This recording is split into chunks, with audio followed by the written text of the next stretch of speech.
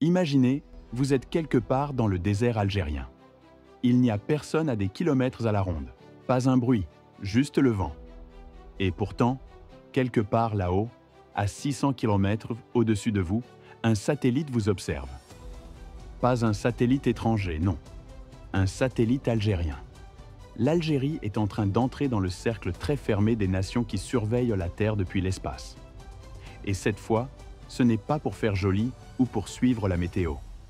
C'est une vraie révolution militaire, une alliance directe avec la Russie, signée et validée au Kremlin, qui ouvre la porte à des satellites espions capables de tout voir, du moindre véhicule qui bouge à la frontière jusqu'aux infrastructures stratégiques à des centaines de kilomètres.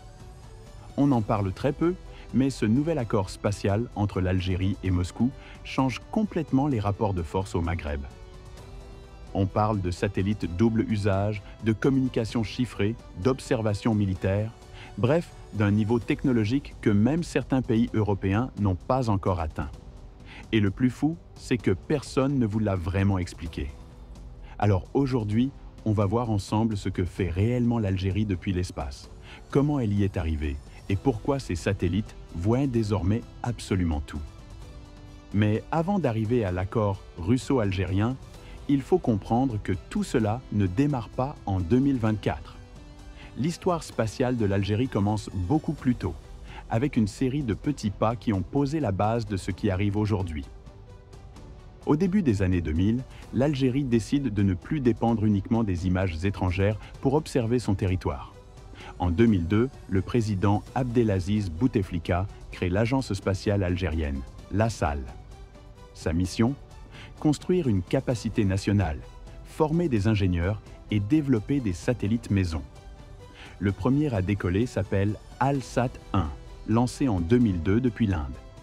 C'est un tout petit satellite, à peine 90 kg, mais il marque une première victoire symbolique. Il sert à surveiller l'environnement, les forêts, les terres agricoles. Rien de militaire, mais déjà l'Algérie apprend à regarder depuis le ciel. Puis viennent les vrais progrès. En 2010, le satellite ALSAT-2A, fabriqué avec l'aide d'Airbus, est lancé depuis l'Inde. Là, on passe à une autre catégorie. Sa caméra haute résolution permet d'obtenir des images détaillées du sol algérien, assez précises pour repérer une route, un port ou une installation pétrolière. En 2016, son jumeau ALSAT-2B rejoint l'orbite. Ensemble, ils offrent à Alger la possibilité de surveiller en permanence son immense territoire, ses frontières et surtout ses infrastructures énergétiques. Ces satellites ne sont pas officiellement militaires, mais ils deviennent des outils stratégiques. Les données qu'ils transmettent servent à contrôler les oléoducs de Sonatrach, à repérer d'éventuelles fuites ou encore à cartographier des zones sensibles près des frontières libyennes et maliennes. Bref, ce sont des yeux civils, avec des réflexes militaires. Mais le vrai bond technologique arrive en 2017. Cette fois, l'Algérie se tourne vers la Chine pour acquérir Alcomsat-1, un satellite de communication gouvernementale. 5 tonnes de technologie, lancée à bord d'une fusée Longue Marche 3B depuis Xichang, dans le sud de la Chine. Et là, on change complètement d'échelle. Alcomsat-1 permet à l'État et à l'armée algérienne de disposer de leurs propres canaux de communication chiffrés, indépendants des réseaux occidentaux. À partir de ce satellite, l'Algérie ne fait plus seulement de l'observation.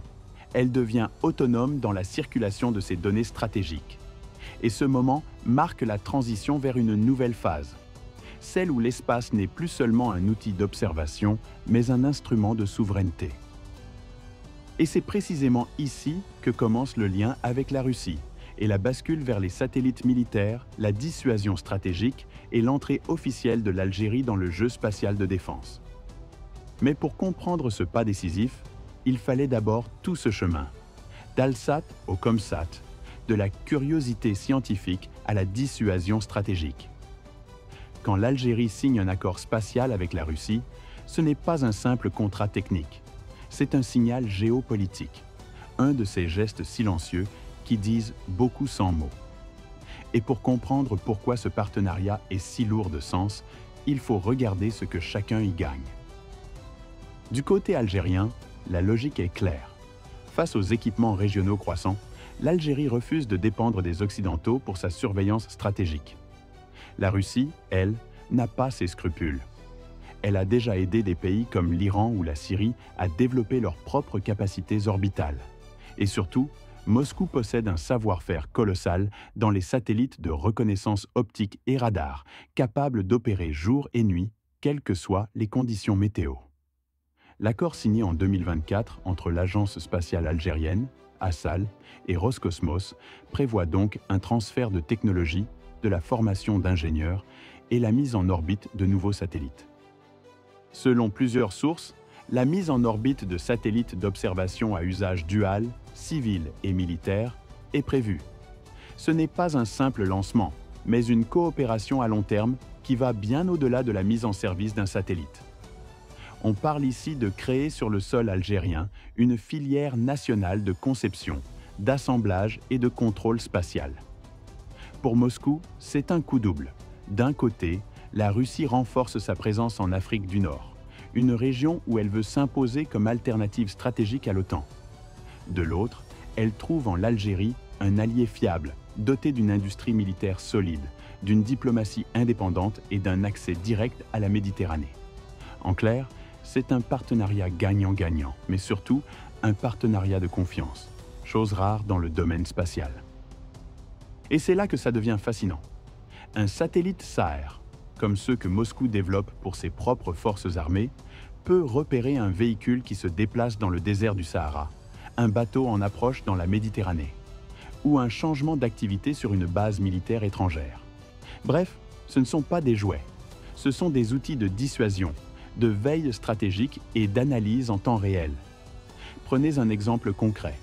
Un satellite d'observation optique peut suivre la construction d'une nouvelle base militaire comme celle que le Maroc a développée près de Gerada.